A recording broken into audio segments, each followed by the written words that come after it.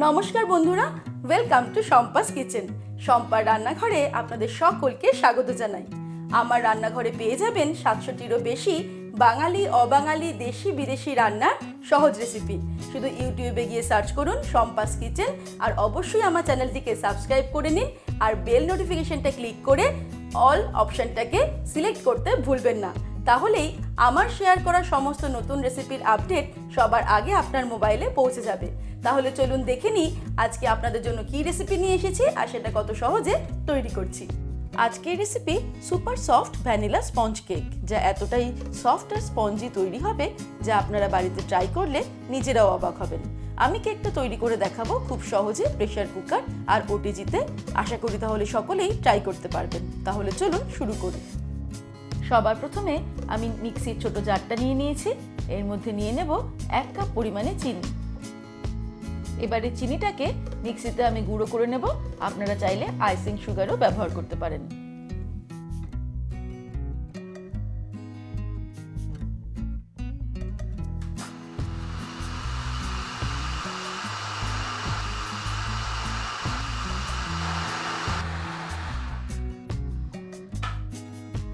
এবারে আমি একটা 6 ইঞ্চি সাইজের কেক টিন নিয়ে নিয়েছি। এর মধ্যে বসিয়ে দেবো একটা বাটার পেপার, যেটা আমি সাইজ করে আগেই কেটে নিয়েছি। এবারে বাটার পেপারের উপরে সামান্য ভেজিটেবল অয়েল বা বাটার আমি এর মধ্যে দিয়ে দেব। তারপরে ভালো করে এটাকে গ্রিস করে নেব। কেক টিনের চারিদিকেও খুব ভালো করে অয়েলটা গ্রিস করে নেব। আমি হার্ট শেপের আরও একটা কেক টিন নিয়ে নিয়েছি, আর একইভাবে বাটার পেপার কেটে এটাকেও আমি গ্রিস করে নেব অয়েল দিয়ে। প্রথমে কেক টিনগুলো রেডি করে নিলাম। এবারে চলুন কেক বানানো শুরু করি। এবারে আমি ডিম ফাটিয়ে নেব।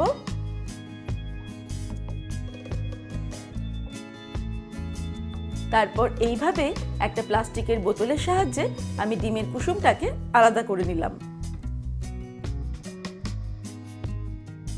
ঠিক একই পদ্ধতিতে আমি 4টে ডিমের কুসুম আর সাদা অংশটাকে আলাদা করে নিয়েছি। এবার ডিমের কুসুমের মধ্যে আমি দিয়ে দেব 1 টিস্পুন পরিমাণে ভ্যানিলা এসেন্স। তারপর একটা ফর্কের সাহায্যে এটাকে ভালো করে বিট করে নেব আর চলে যাব পরের স্টেপে।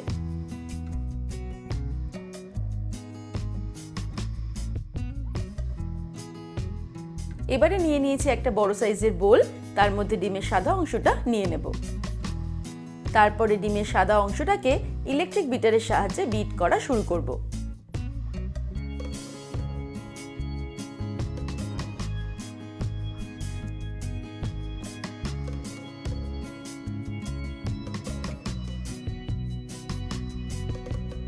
দু মিনিট মতো আমি ভালো করে বিট করে নিলাম। এবারে এর মধ্যে অ্যাড করব 1 কাপ পরিমাণে গুঁড়ো চিনি। তবে এটা একসঙ্গে অ্যাড করব না, আমি অল্প অল্প করে 2বার বা 3বারে চিনিটাকে অ্যাড করব আর বিট করতে থাকবো।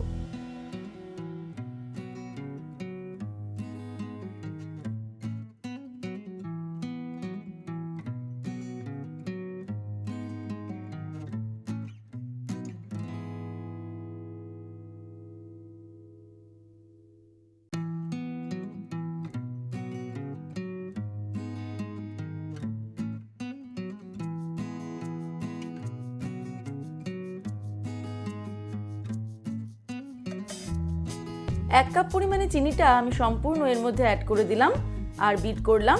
তবে এখনও আমাকে এটাকে বিট করতে হবে আরও 7-8 মিনিট, যতক্ষণ না এই তরলটা পুরো একটা ফোমি টেক্সচার হয়ে যাচ্ছে।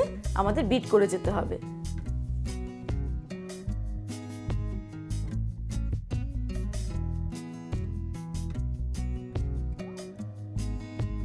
প্রায় 5 মিনিট ধরে আমি এটাকে বিট করছি, তবে এটা এখনো রেডি হয়নি। যখন এটা রেডি হবে তখন এটা পুরো ফোমি টেক্সচার হয়ে যাবে।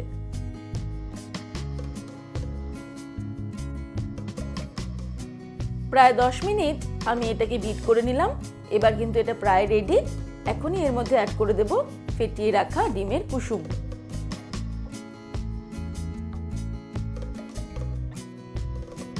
তারপর আরও মিনিট খানেক এটাকে বিট করব।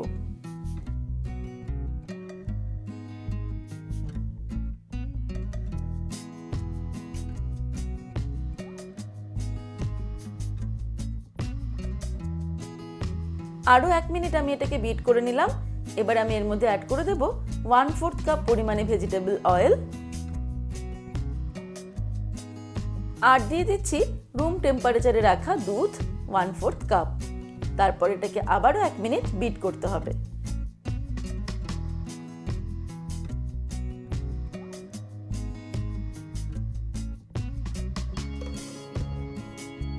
এক মিনিট বিট করে নেওয়ার পরেই আমাদের বিটারের কাজ শেষ। আমি এটাকে সরিয়ে নেব, তারপর চলে যাব পরের স্টেপে। এবারে একটা ছাঁকনির উপরে নিয়ে নেব 1 কাপ পরিমাণে ময়দা, নিয়ে নেব 1 টিস্পুন পরিমাণে বেকিং পাউডার, আর দিয়ে দিচ্ছি 1/2 টিস্পুন পরিমাণে বেকিং সোডা। এবার সবকিছুকে এই মিশ্রণের মধ্যে চেলে নেব। তবে খেয়াল রাখতে হবে ময়দাটা আর এই মিশ্রণগুলো কিন্তু চেলেই ব্যবহার করতে হবে।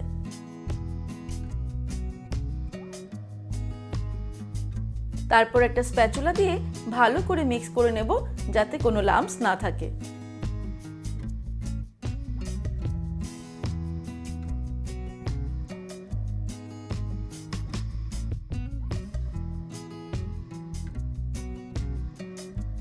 ভালো করে আমি মিক্স করে নিয়েছি। আমাদের কেক ব্যাটার কিন্তু একদম রেডি, এর মধ্যে কিন্তু কোনো লাম্পস নেই। এবারে চলে যাব পরের স্টেপে। এবারে কেক ব্যাটারটাকে কেক টিনের মধ্যে ঢেলে নেব, যেটা আমি আগেই রেডি করে রেখেছি। খেয়াল রাখতে হবে কেক টিনের 3/4 অংশই কিন্তু আমরা কেক ব্যাটার দিয়ে পূর্ণ করব, তার বেশি নয়। এবারে একটা কাঠির সাহায্যে এইভাবে এটাকে সমান করে দেব, যাতে উপরের সারফেসটা সমান হয়ে যায় আর ভেতরে কোনো এয়ার বাবলস না থাকে।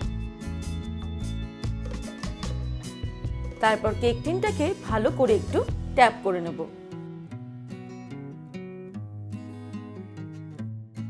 একইভাবে আমরা হার্ট শেপের কেক টিনটাকেও রেডি করে নেব।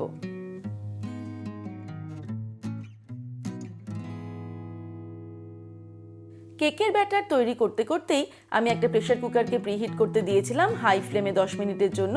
ভেতরে একটা স্ট্যান্ড বসিয়ে নিয়েছিলাম। এবার এটা রেডি হয়ে গেছে। এর মধ্যে খুবই সাবধানে আমি কেক টিনটাকে বসিয়ে দেব।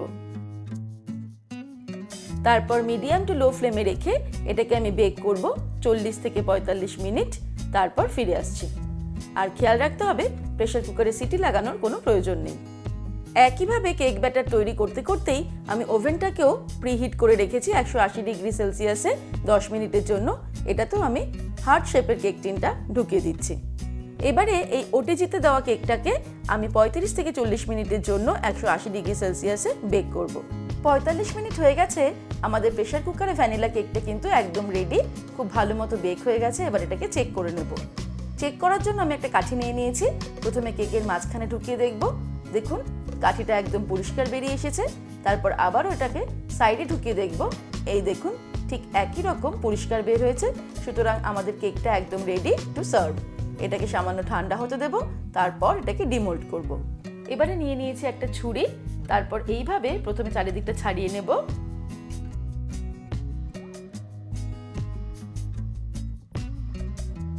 তারপর একটা প্লেট দিয়ে এইভাবে ঢাকা দিয়ে এটাকে উল্টে দেব। তারপর কেক টিনের পেছনে এইভাবে হালকা টোকা মারলেই কেকটা খুব সহজেই বেরিয়ে আসবে। তারপর খুব সাবধানে পেছন থেকে বাটার পেপারটাকে খুলে নেব।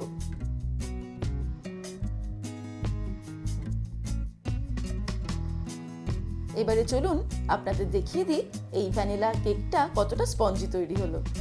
দেখে নিশ্চয়ই বুঝতে পারছেন যে কেকটা কতটা সুপার সফট আর স্পঞ্জি হয়েছে। এবারে আমার এই রেসিপি অনুযায়ী অবশ্যই বাড়িতে একবার স্পঞ্জ ভ্যানিলা কেক তৈরি করে দেখুন। আশা করি আপনারাও এরকমই সফট আর স্পঞ্জি ভ্যানিলা কেক খুব সহজেই বাড়িতে তৈরি করতে পারবেন। একইভাবে 40 মিনিট হয়ে গেলে আমি ওটিজি থেকেও কেকটাকে বার করে নেব। তারপর সামান্য ঠান্ডা করে ওটাকে ডিমোল্ড করে নেব।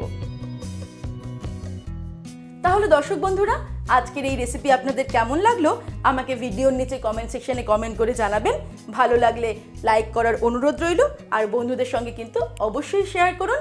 ভালো থাকবেন, সুস্থ থাকবেন। আমি আবার হাজির হব নতুন নতুন রেসিপির সঙ্গে। নমস্কার।